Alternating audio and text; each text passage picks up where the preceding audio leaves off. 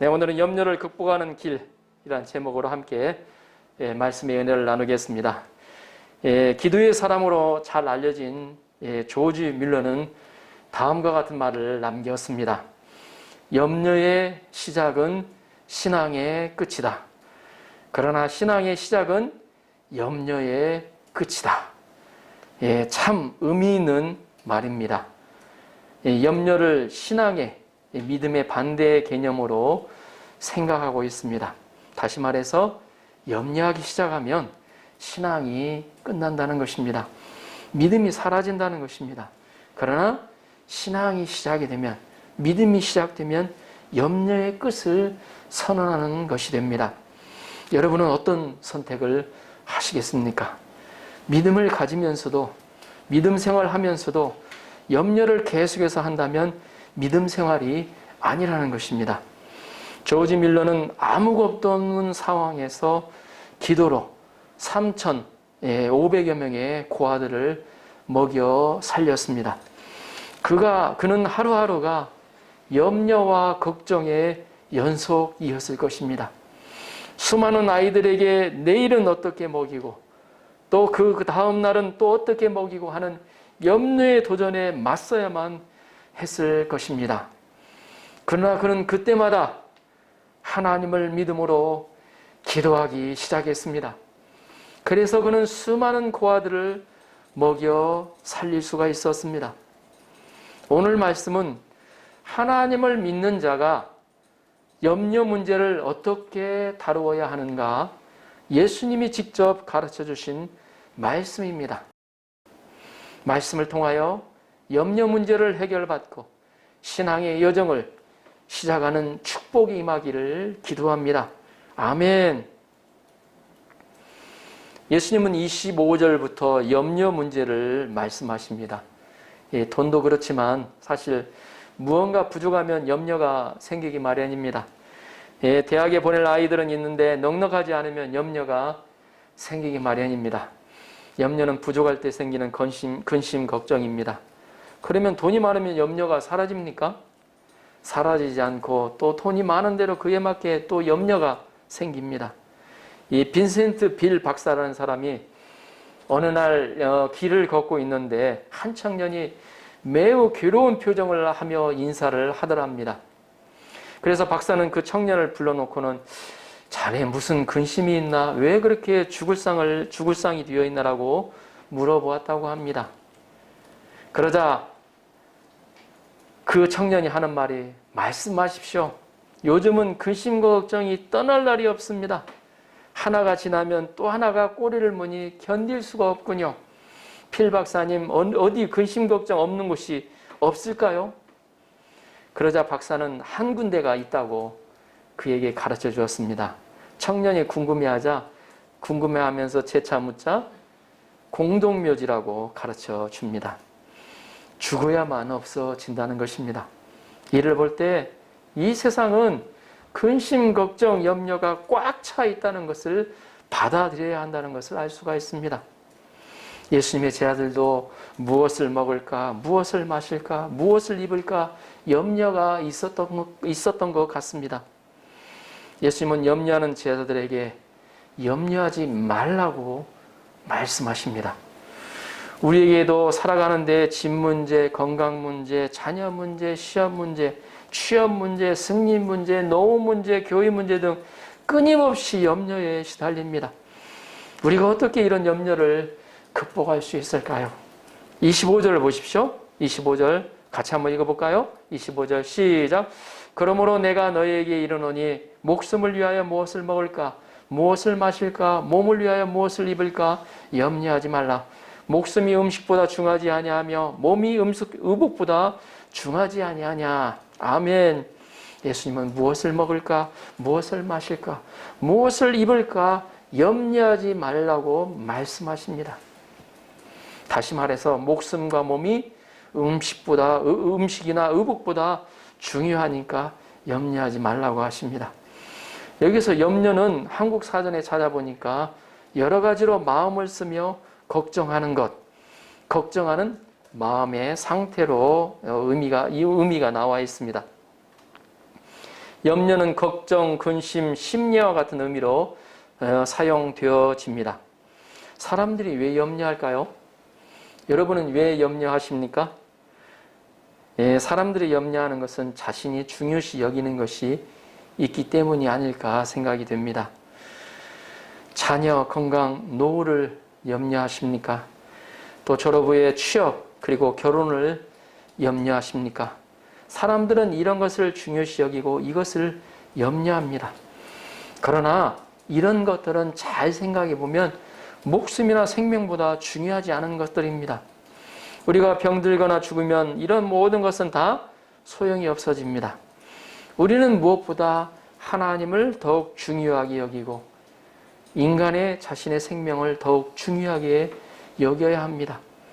정작 중요한 것을 생각하게 되면 여러 가지 많은 염려에서 자유로워집니다.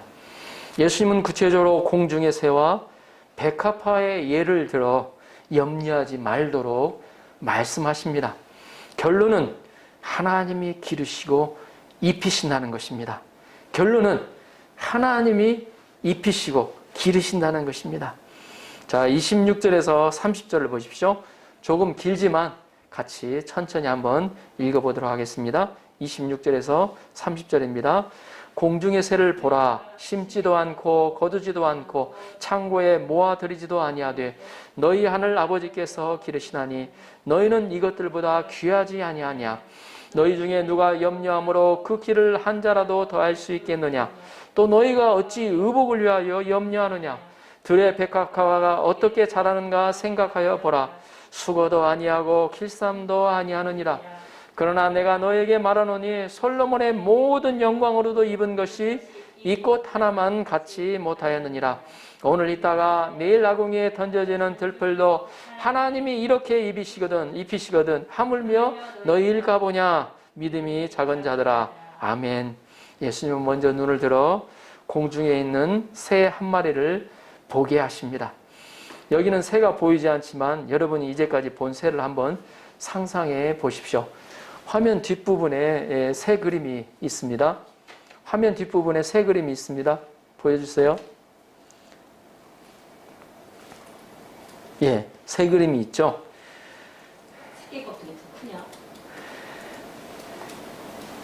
새는 자신이 먹을 것을 위해서 농사짓지 않습니다. 땅을 파고 씨를 뿌리지 않습니다. 또 창고에 들이지도 않잖아요. 그러나 하나님은 새 먹이를 예비하시고 새를 먹이십니다. 새는 하나님이 만드신 먹이를 찾아서 열심히 찾아다니면 배불리 먹을 수가 있습니다. 그리고 예수님은 이제 들판에 아름답게 핀 백합화를 보시며 말씀하십니다. 자, 그 다음 화면. 예, 백합화 잘 보이십니까? 백합화. 예, 백합화가 너희가 어찌 의복을 위하여 염려하느냐. 들의 백합화가 어떻게 자라는가 생각하여 보라. 예, 백합화가 어떤 꽃인지 아실 것입니다. 참 아름다운 꽃이죠. 예, 꽃꽂이에 이 백합화가 하나 딱 들어가면 품위가 좀 달라지는 것 같습니다. 그런데 백합화는 자신의 이런 아름다운 꽃과 자태를 위해서 실을 만들거나 옷을 만들지 않는다는 것입니다. 꽃이 잘 자라도록 풀을 매거나 거름을 주거나 어떤 수고도 아니합니다. 그러나 하나님이 키우신다는 것입니다. 하나님은 백합화를 만드시기 전에 공기도 만드시고 물도 만드시고 땅도 만드셨습니다. 백합화가 성장하는 데 필요한 영양분을 예비하시고 때로는 어때요? 비를 내리시고 따뜻한 기후를 주셔서 백합화를 키우십니다. 백합화는 하나님이 주신 것으로 열심히 탄소 동화작용을 하면 하나님이 친히 입혀 주십니다. 요즘에 아무리 좋은 이온-K, 8K, 요즘에는 얼마나 좋은 LG에서 테레비가 나왔다고 하는 것 같은데, 아무리 좋은 테레비라도 꽃들의 아름다운 색상을 표현하지 못합니다. 흉내는 내도 그 꽃이 가지는 아름다움을 다 표현하지 못합니다. 예수님은 백합화를 솔로몬의 모든 영광과 비교하시면서 이 꽃 하나만 갖지 못하였다고 말씀하십니다. 솔로몬이 누구입니까? 솔로몬은 이스라엘 역사에 있어서 가장 번성하고 영광을 누린 왕입니다. 그는 예루살렘 성전과 왕궁을 그 당시 가장 아름답고 좋은 백향목과 금으로 지었습니다. 뿐만 아니라 스바야 여왕이 그 지혜를 듣기 위해 멀리 아프리카에서 찾아올 정도였습니다. 그녀가 솔로몬의 모든 지혜와 그 건축한 왕궁과 그 상의 식물과 그의 신하들의 좌석과 여호와의 성전에 올라가는 층계를 보고 너무 감동하였다는 그 기록이 열왕기상 10장에 기록되어 있습니다. 그런데 그 놀라운 솔로몬의 영광이 이 백합화보다도 못하였다는 예수님의 평가입니다. 우리는 여기서 염려를 극복하는, 더 나아가 이길 수 있는 방법에 대해서 생각해 볼 수 있습니다. 첫째, 염려는 백해무익이라는 인식을 가져야 한다는 것입니다. 자, 백해무익 무슨 뜻이죠? 100가지 해롭고 어때요? 이득도 없다는, 이익이 없다는 말이죠. 예, 어떤 분은 그래도 조금 염려는 해야 그래도 살맛이 나지 않는가 하는 말을 하시는 분들도 있습니다. 그래서 좀 긴장하고 산다고. 그러나 염려는 백해무익이라는 인식을 가져야 한다는 것입니다. 100가지 해롭고 아무 이익이 없다는 것입니다. 그래서 특히 믿는 자들은 경계해야 된다는 것입니다. 예수님도 말씀하십니다. 27절을 다시 한번 보십시오. 너희 중에 누가 염려함으로 그 키를 한 자라도 더할 수 있겠느냐. 염려함으로 키 1cm 아니 1mm도 크게 할 수 없다는 것입니다. 예, 키 1cm, 2cm 키 작은 분들은 1cm 큰다고 하면, 염려해서 큰다고 하면 어때? 계속 염려하겠죠? 보면 어떤 사람은 염려를 마치 흔들 의자와 같은 것이라고 비유했습니다. 흔들리는 의자 있죠? 흔들리는 의자와 같다는 것입니다. 그 의자에 앉아서 아무리 흔들어 보십시오. 예, 기분은 좋겠죠? 왔다 갔다 하니까. 근데 어때요? 아무리 흔들어도 제자리에 오잖아요. 딱 제자리에 옵니다. 아무리 염려를 해도 제자리일 뿐 한 발자국도 못 나간다는 거예요. 노상 그 자리에 서 있어요. 그럼에도 불구하고 그 염려 속에 몰두하여 계속 또 염려하고 또 염려하며 근심 걱정을 계속하고 있는 우리들의 자아성을 볼 수가 있습니다. 여러분이 스스로 해결할 수 있다면 염려해 보십시오. 그러나 여러분이 스스로 해결할 수 없다면 왜 염려하십니까? 여기에 염려의 비생산성이 있습니다. 어느 한 사람이 프랑스의 대장군인 나폴레옹에게 다음과 같은 질문을 했다고 합니다. 장군의 일생 중에 가장 무섭다고 여긴 것은 어느 때입니까?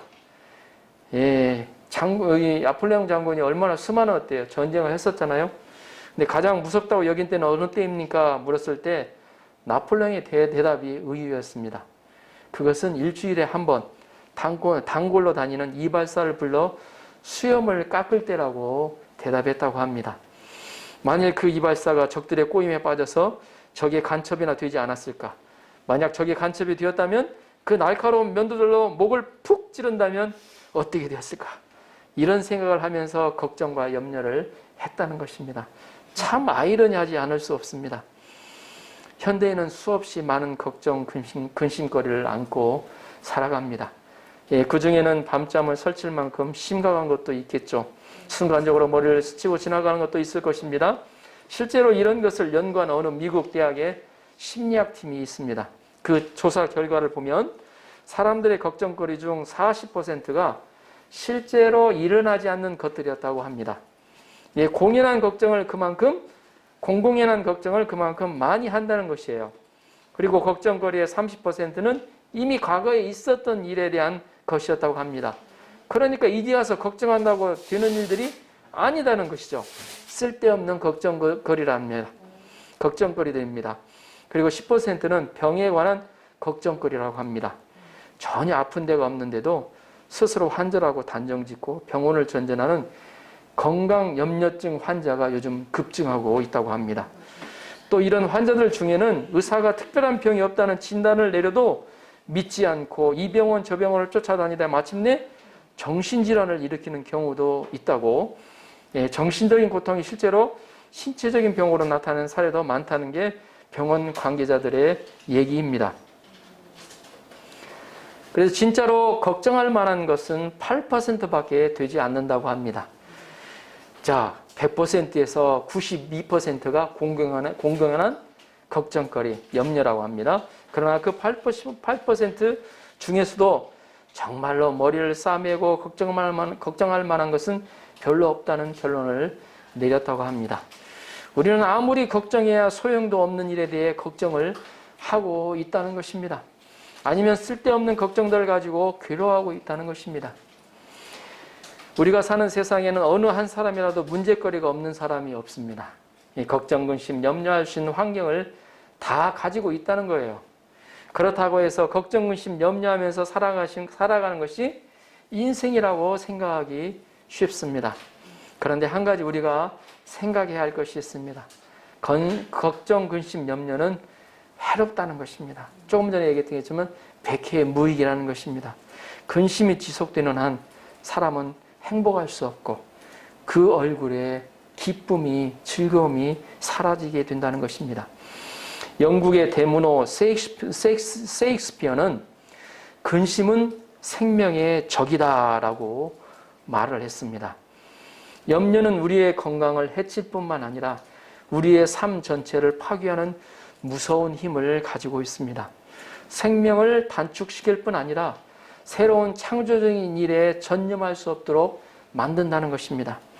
시카고 러쉬 대학교 메디컬 센터에서는 65세 이상의 노인 1064명을 대상으로 걱정 및 스트레스에 대한 반응을 조사한 후 3년부터 6년이 경과된 시점에 이들 중에서 누가 알츠하이머병에 걸려 있는지를 조사한 적이 있다고 합니다. 결과는 걱정이 많고 스트레스에 민감한 사람들일수록 노년기에 알츠하이머병에 걸릴 위험이 그렇지 않은 사람보다 배 이상 높은 것으로 나타났다고 합니다. 잠언 기자는 17장 22절에서 다음과 같이 말씀하고 있습니다. 마음의 즐거움은 양약이라도 심령의 근심은 뼈를 마르게 하느니라. 심령의 근심이 뼈를 마르게 한대요. 심령의 근심이 얼마나 무서운가 경고하고 있습니다. 그뿐만 아니라 성경에서는 염려하지 말라는 말씀이 365회에 나온다고 합니다. 저는 정확히 세보지는 않았는데 어디 보니까 365일가 나온다고 합니다. 1년이 365일이죠. 참 재밌죠. 1년 365일 염려하지 말라는 것입니다. 염려를 극복하는 둘째는 믿음을 가져야 한다는 것입니다. 염려를 극복하는 둘째, 믿음을 가져야 한다는 것입니다. 어떤 믿음일까요? 하나님이 기르시고 입히신다는, 책임져 주신다는 믿음을 가져야 한다는 것입니다. 예수님은 새와 백합화의 예를 들어서 예수님이 하나님이 기르시고 입히신다는 것을 말씀하셨습니다. 30절을 다시 한번 보십시오. 30절. 오늘 있다가 내일 아궁이에 던져지는 들풀도 하나님이 이렇게 입히시거든 하물며 너희일까 보냐 믿음이 작은 자들아. 하나님은 오늘 있다가 내일 아궁이에 던져지는 하찮은 들풀일지라도 예쁘게 입히시는 분이십니다.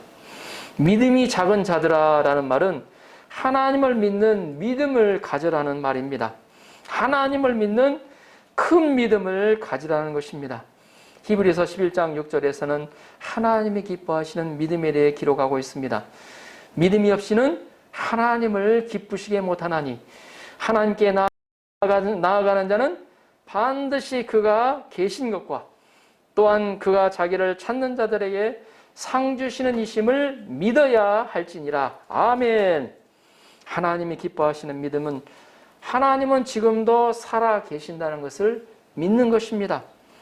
그 하나님이 우리를 먹이시고 기르신다는 것을 믿는 것입니다. 더 나아가 우리는 하나님이 우리를 귀한 존재로 여기신다는 믿음을 가져야 합니다. 하나님 앞에서의 자신에 대한 정체성입니다. 하나님 앞에서의 존귀한 자로서의 정체성입니다. 26절을 다시 한번 보십시오. 26절 공중의 새를 보라 심지도 않고 거두지도 않고 창고에 모아들이지도 아니하되 너희 하늘 아버지께서 기르시다니 너희는 이것들보다 귀하지 아니하냐? 너희는 이것들보다 귀하지 아니하냐? 공중에 나는 새를 들으시면서 우리는 그 공중의 새보다도 귀하다는 것을 말씀하고 계십니다. 30절을 보십시오. 오늘 있다가 내일 아궁이에 던져지는 들풀도 하나님이 이렇게 입히시거든 하물며 너희일까 보냐 믿음이 작은 자들아. 하물며 너희일까 보냐 믿음이 작은 자들아. 내일 아궁이에 던져지는 들풀주사도 하나님이 입히시는데 귀하고 존귀한 너희들은 오죽하겠느냐라는 것입니다. 자, 31절 32절을 보십시오. 한 목소리를 같이 한번 읽어볼까요? 31절 32절 시작. 그러므로 염려하여 이르기를 무엇을 먹을까 무엇을 마실까 무엇을 입을까 하지 말라. 이는 다 이방인들이 구하는 것이라. 너희 하늘 아버지께서 이 모든 것이 너에게 있어야 할 줄을 아시느니라. 아멘. 염려하는 것은 이방인들이 누굽니까? 하나님을 믿지 않는 사람들입니다. 그것은 다 이방인들이 구하는 것이라 했습니다. 하나님에 있는 아버지께서 이 모든 것이 너희에게 있어야 할 줄을 아신다는 것입니다. 이 모든 것은 먹을 것, 마실 것, 입을 것 등 모든 필요한 것들입니다. 하나님은 우리 믿는 한 사람 한 사람을 너무나도 귀하게 보시고 여기시는 분이십니다. 그리고 우리의 필요를 채우시는 분이심을 믿습니다. 아멘. 예, 저의 짤막한 간증입니다. 여러분들도 우리 희원이를 위해서 기도를 해 주셨는데 너무나도 감사합니다. 갑자기 열이 나서 입원까지 하게 됐는데 또 퇴원하고 또 다시 또 입원을 했어요.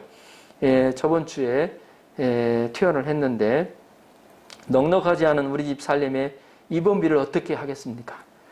그런데 신기하게도 희원이가 입원할 때마다 천사를 통해 채워주신 것입니다. 이를 통해 제 마음 한가운데 하나님이 책임져 주시는구나 하는 것을 깨닫게 되었습니다.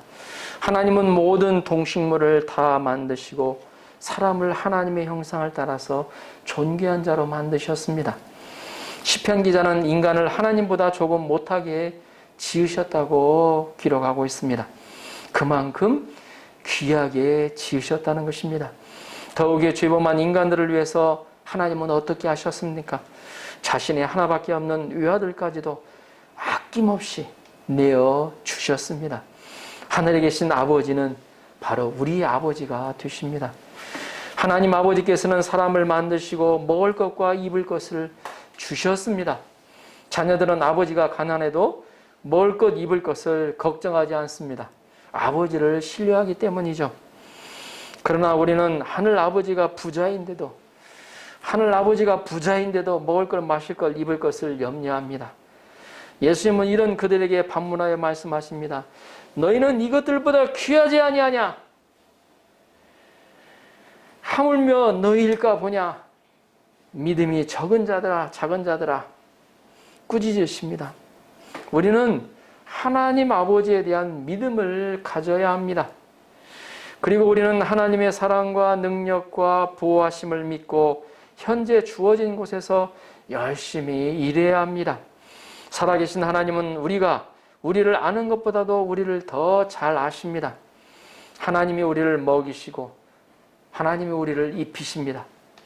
뿐만 아니라 우리가 먹고 마시고 입는 것이 우리에게 있어야 할 줄을 아신다고 하셨습니다. 그 아버지는 현대자동차 회장인, 요즘에 회장이 또 바뀌었더라고요. 정몽구, 또 삼성의 전 회장인 고 이근은 씨도 아닙니다. 우리 아버지는 이들보다 훨씬 부자요 권세가 있으신 하나님이십니다. 천지를 말씀으로 창조하신 하나님이십니다. 고 이건희 씨 아들 이재용 씨가 지금은 삼성 회장이 됐나요? 보면 먹고 입을 것 걱정한다면 어떻습니까? 우리 도요타 회장의 아들이 먹을 것 입을 것 걱정한다면 어떻게 되겠습니까? 정말로 우습잖아요? 그런데 여러분이 왜 염려하십니까? 여러분은 염려할 것이 없습니다. 아버지 되신 하나님을 온전히 믿어드려야 합니다. 하나님은 자신의 아들까지 아끼지 아니하시고 주셨습니다. 하나님 우리를 다 아십니다. 그런데 먹고 살 것을 주시지 않으시겠습니까? 하나님을 믿고 현재 있는 곳에서 일하고 공부하면 됩니다. 하나님은 섬세하고 완전하십니다. 우리는 다만 하나님을 믿음으로 열심히 해야 하는 일이 있는데 그것이 무엇입니까? 33절을 보십시오. 열심히 해야 될 일. 33절 같이 한번 읽어볼까요? 시작. 그런즉 너희는 먼저 그의 나와 그의 의를 구하라. 그리하면 이 모든 것을 너희에게 더하시리라. 아멘. 이 말씀은 많은 분들이 암송하고 있을 것입니다. 암송하고 계시지 않은 분들은 이 말씀을 암송하십시오. 우리가 먹고 사는 거에 염려하는 대신에 우리가 해야 할 일은 바로 먼저 하나님의 나라와 하나님의 의를 구하는 것입니다. 하나님의 나라가 내 안에 임하도록 힘써야 한다는 것입니다. 하나님 나라는 하나님이 통치하시는 곳에 임합니다. 그를 위해서는 하나님의 통치가 임하도록 하나님께 주도권을 넘겨주어야 합니다. 많은 사람이 보면 내가 왕이 되고 하나님이 신하가 되게 합니다. 하나님이 내가 시키는 대로 하기를 바랍니다. 이렇게 되면 그 결론은 망하게 된다는 것입니다. 하나님이 왕이 되어 주도권을 갖고 내가 하나님의 신하가 되어 하나님의 뜻을 따라서 살아야 한다는 것입니다. 하나님께 운전대를 맡겨드려야 해요. 나는 자리에 앉아서 어때요? 옆자리에 앉아서 어때요? 뒷자리에 앉아서 경치도 즐기고 맛있는 것도 먹고 잠도 편히 자야 합니다. 그래야 하나님이 우리를 하나님 나라로 잘 운전하여 가주십니다. 그럴 때 우리에게 필요한 모든 것들을 더하여 주신다고 합니다. 또한 우리를 먼저 하나님의 의가 이루어지도록 구해야 합니다. 의가 상한다는 말을 하죠. 의는 좋은 관계를 말합니다. 그래서 의 좋은 형제는 관계가 좋은 형제를 말합니다. 의 좋은 부자가 되어야 합니다. 어떤 희생을 해서라도 하나님과 관계가 끊어져서는 안 됩니다. 여기서 먼저 구한다는 것은 목적이요 우선순위입니다. 여러분 우선순위 많이 들어보셨죠? 하나님과의 관계를 유지하는데 우선순위를 두어야 한다는 것입니다. 하나님의 은은 하나님의 공의입니다. 모두가 하는 세상의 방식을 따르지 않고 모두가 하는 세상의 방식을 거부하고 하나님의 방식을 따라서 살아가는 것입니다. 이엔 그레이라는 분이 쓴 성공의 공통분모라는 책이 있습니다. 그는 지금 해야 할 일보다 소중한 것에 우선순위를 두고 먼저 하는 사람들이 성공하는 사람이라고 주장하였습니다. 청교도들이 어떻게 하였습니까? 미국에 가서 가장 먼저 한 일은 먼저 교회를 짓고 다음으로 학교를 짓고 다음으로 자기가 살 집을 지었습니다. 이런 우선순위 가운데 미국이라는 나라가 건설되었습니다. 그랬을 때 미국이 얼마나 강대한 나라로 변화되었습니까? 하나님이 모든 것을 은혜로 주신 것을 볼 수가 있습니다. 우리는 하나님과의 의좋은 관계를 먼저 구해야 합니다. 다윗은 왕이 되어 주님을 위해서 여호와 하나님을 위해서 성전을 짓고자 하였습니다. 그토록 자기를 축복하신 하나님을 항상 기여하고 있었다는 감사하면서 그래서 하나님과 다윗의 마음이 통하였습니다. 하나님은 다윗에게 먼 미래까지 복을 주셨습니다. 아브라함은 하나님의 사랑을 믿고 독자 이삭을 드렸습니다. 하나님은 이 이삭을 통하여 천하 만민이 복을 받게 축복해 주셨습니다. 우리는 무엇보다 하나님과 마음이 통해야 합니다. 그러면 하나님의 아브라함처럼 다윗처럼 우리를 복의 근원으로 복 주실 것입니다. 결론적으로 예수님은 천국 복음으로 염려하지 말라고 하셨습니다. 그리고 하나님을 믿으라고 말씀하십니다. 하나님이 귀히 여기는 존재로 정체성을 갖기를 원하십니다. 그리고 염려하기보다 먼저 그의 나라와 그의 의를 구하기를 원하십니다. 저 여러분들 안에 이 모든 것이 더하여지는 축복이 임하시도록 기도합니다. 아멘.